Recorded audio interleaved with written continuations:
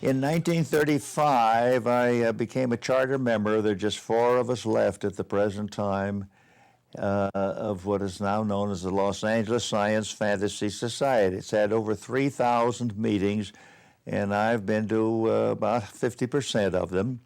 We met for some time here in Los Angeles at Clifton's Cafeteria. When I first came here in October 1937, I was a budding writer. I still hadn't sold anything, but I got a letter in the mail from Forrest J Ackerman and Bruce Yerke inviting me to come down and meet all these freaks, all these strange people.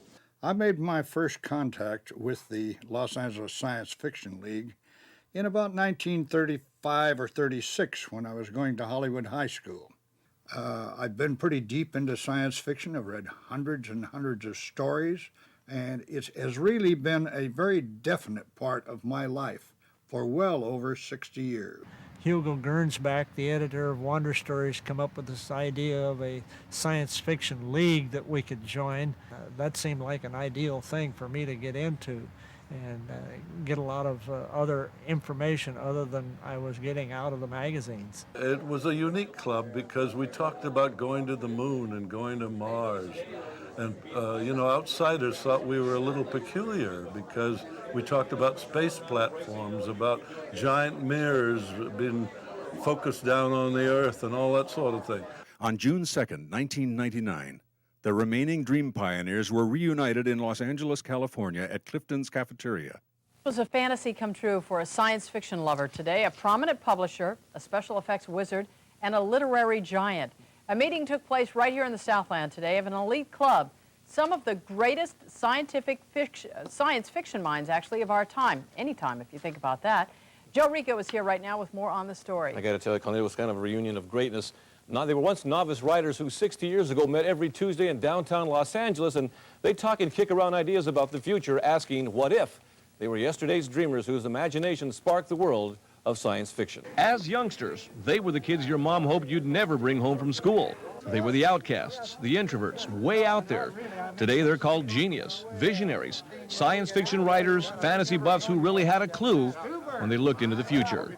Ray Bradbury, Forrest J Ackerman, and Ray Harryhausen. I'll just tell you, it's like old times to see so many faces here out of the past. And I have been around as a boy growing up through those years. We had the height of the Depression, but I'll tell you, it's really nice of you to want to come back and revisit some of the past. And we're so pleased to have you. Thank you for being here. Thank you. Thank you.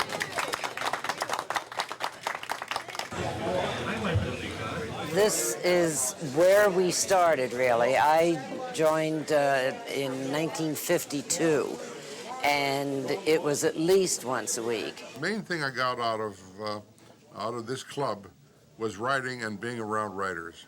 The ideas were stimulated, and what everybody takes for granted now, in those days was just us batting ideas back and forth all night long. My first memory of Forrest Ackerman was that he was a nut, and that's the best kind of person to have. Forrest Ackerman is a very young-minded person with nothing but enthusiasm for his field of science fiction. He was the mainspring. He was the motor for the group here in Clifton's Cafeteria 65 years ago. I met Forrest through King Kong. He had some stills and a little cinema. And without him, a good part of this life of science fiction would never have existed. He would eventually be known to millions as Mr. Sci-Fi. To friends and fans, he's affectionately known as Uncle Forrest. Forrest J. Ackerman was born in Los Angeles on November 24, 1916. As a young child, his grandfather, George Herbert Wyman, a gifted architect who designed the Bradbury Building in downtown L.A., began to develop and encourage Forrest's imagination by drawing numerous pictures of monsters and aliens, while Grandma Belle read him ghost stories and tales of the fantastic.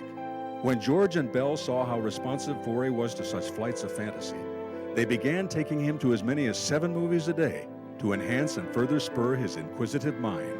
Forrest began writing his own fantastic stories, and in 1929, he entered a contest sponsored by the San Francisco Chronicle newspaper. His story, entitled A Trip to Mars, was a tale about a journey to the Red Planet and how the Earth was saved, interestingly enough, by the San Francisco Chronicle newspaper. Forrey's intuitive approach paid off. Forrey's entry won first prize. And the next thing he knew, he was downtown at the newspaper office being photographed with the first issue of Amazing Stories. His destiny had thus been set, its course clearly marked, and his lifelong love affair with science fiction commenced. Well, in 1926, October, a little 9-year-old me was standing in front of a newsstand, and for the first time in my life, I noticed a magazine. It was called Amazing Stories, and it jumped off the newsstand, grabbed hold of me, and you're probably too young to know, but in those days, magazines spoke. And that one said, "Take me home, little boy, you will love me." In 1932, Forrey came to the attention of Julius Schwartz and Mort Weisinger, publishers of the first fan magazine, The Time Traveler. Ackerman was hired as the sci-fi film specialist and wrote articles and published the first list of Imagimovies, 32 titles including The Lost World and Metropolis. He edited and published the works of such notables as L. Ron Hubbard, Isaac Asimov, and Robert Heinlein. In 1953, famous science fiction writer Isaac Asimov presented the first of 6 Hugo Awards to Ackerman in recognition of his contributions to science fiction. He also received the Science Fiction, Fantasies, and Horror Hall of Fame Award, as well as 3 Golden Saturn Awards for editing fan magazines.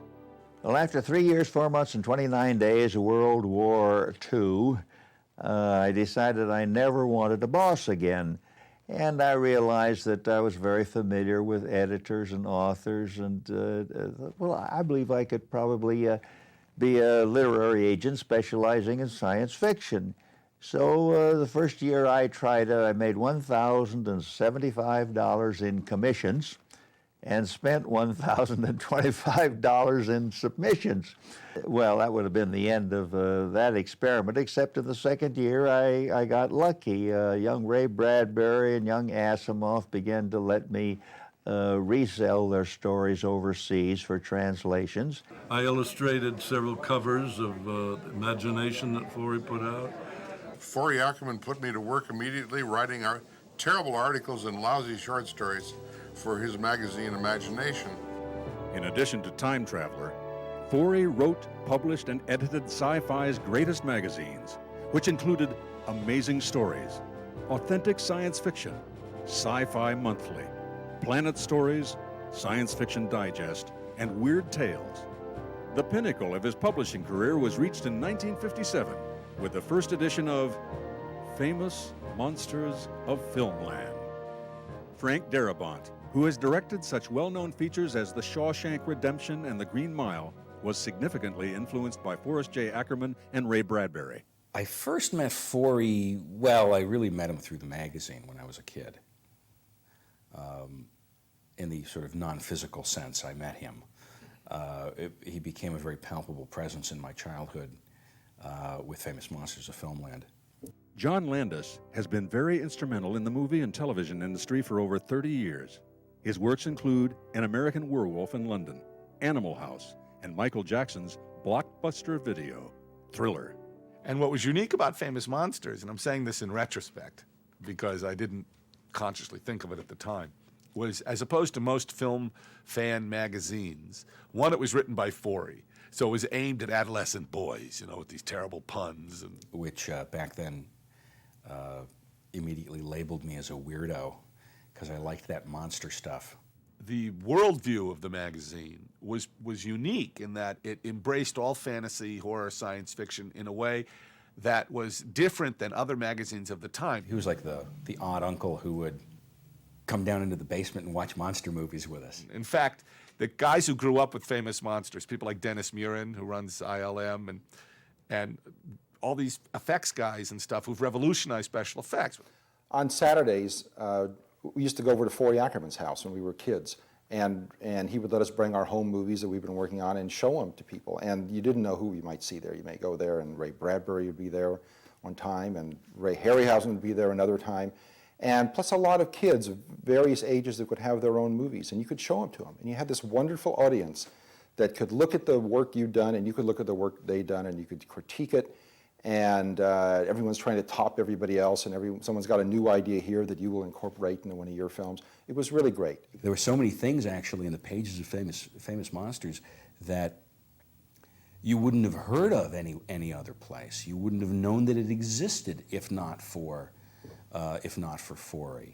Huge influence when you realize that Joe Dante, you know, had his first piece published in Famous Monsters, that Stephen King had his first piece published in Famous Monsters, that, you know, Francis Coppola, everyone read that thing when we were kids.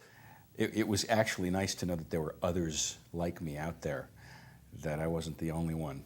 Leaving nothing to the imagination, Forrest has graced the silver screen by appearing in movies beginning in 1949 and continuing to this day. I got a call from a director. He said, Forrest, I know you do cameos. At this point, I've done 65. And I played the priest officiating at his burial. Well, it was a long shot, and the director said, Forrest, you can say anything you please because we're really not going to record you. So with a straight face, I said, yea, though I trek through the valley of the Shatner of death, I will fear no evil, for thou art with me. Thy rod and thy berry, they comfort me. Thus spake Zarathustra. And it only occurred to me afterwards, what if there's some lip readers in the audience? You know, was this priest saying at the funeral? I first met Forrest at the cast and crew screening of Schlock. Some years ago, I was invited out to MGM Studios to see a preview of a picture called Schlock. Well, I'd never heard of anybody involved with it, including the director. And I said, you responsible for that movie I just saw? And John Landis said, yes, sir. He said, gee, you mean you really liked my movie? I said, yeah, I sure did. Well, on the basis of the preview, he was given an extra $10,000, and he added some scenes.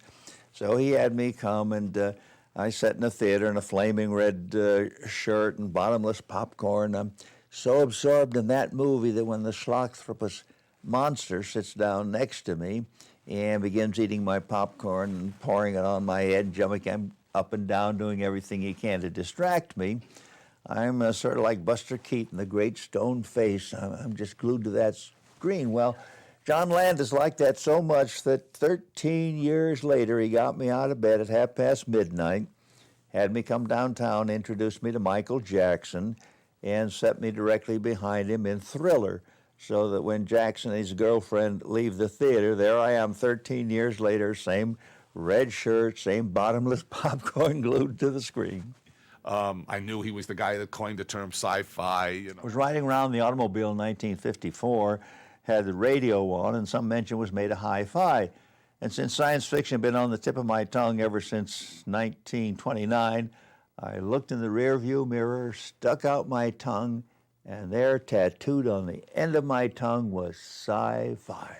You know, we used to think that there was this underground club of people who knew all this sort of outre fringe stuff, and all this fringe stuff has become mainstream. Before I knew it, I'd built up to 200 clients. I still am representing about 200 writers, although by now I'm more or less representing widows and sons and daughters and estates. Today, Ackerman is one of the world's most ardent fans, film historian, and collector extraordinaire of the science fiction and horror genre. He has amassed an extraordinary collection of sci-fi, horror, fantasy art, and memorabilia within his 18-room Hollywood Hills mansion, which is appropriately called the Ackermansion. The museum-quality collection of some 300,000 magazines, hardcovers, pocketbooks, lobby cards, posters, stills, and paintings has been seen by over 50,000 people since this incredible repository was opened to the public in 1951. Well, what got me into collecting, you have to understand, there was so little science fiction, and I was like a man dying of thirst in the desert, and every little drop of water, of course, would be important. And so every 4 weeks I had my sci-fi fix, so to speak, with one magazine. And then pretty soon there were 2 and 3 and 7 different titles.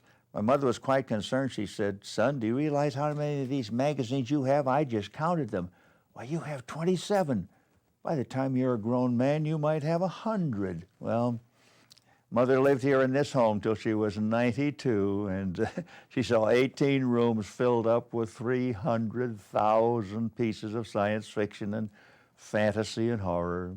I think my first impression of the mansion, when I walked in and started walking around, of course, Forrest was playing host and telling me about everything as he tends to do.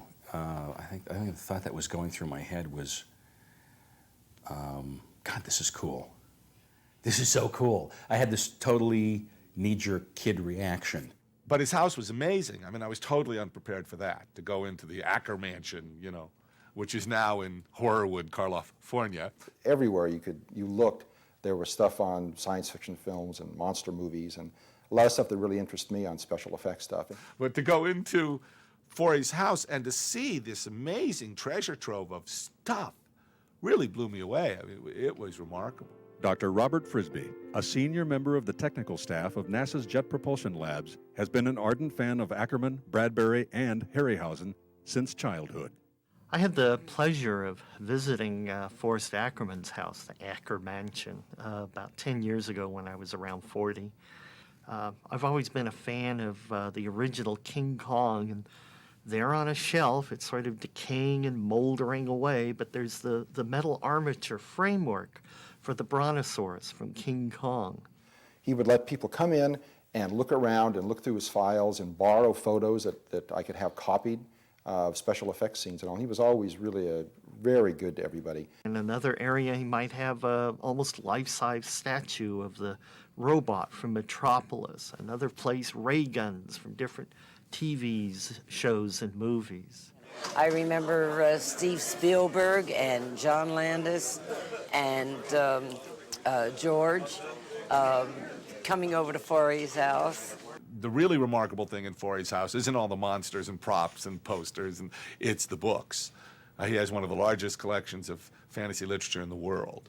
And in this bookcase, along with the famous or infamous Ray Bradbury, Edgar Wallace signed book, I also have a first edition of Dracula signed by the author, Bram Stoker, Bela Lugosi, Vincent Price, Christopher Lee. I even took it to Transylvania and had the curator of Dracula's castle sign it. It really is. It's a museum of science fiction. What the future was like in the past gone by. It really was emblematic to me of his love of this world, of this, I won't say genre because that's somewhat limiting, but just the world of the fantastic. His deep, abiding respect for it was really quite, I was really quite taken with it. He has a childlike enthusiasm and passion for the fantastic. This sort of world view of international harmony, and it's this utopian, very much science fiction point of view. Back before there were all these magazines about all these monster magazines or monster movie magazines, and before it became such a mainstream thing, there was one little voice in the wilderness, and that was Forrest. He created an enormous amount of inspiration for people. There are so many of us in this business who are famous. We call them famous monsters kids. I know that Steven Spielberg was a famous monsters kid. I know that George Lucas was. I certainly know that I was. We're out there now. We're adults. We're out there in the mainstream, and we were shepherded toward this life. What Forrest did was he always took seriously a genre that was never taken seriously.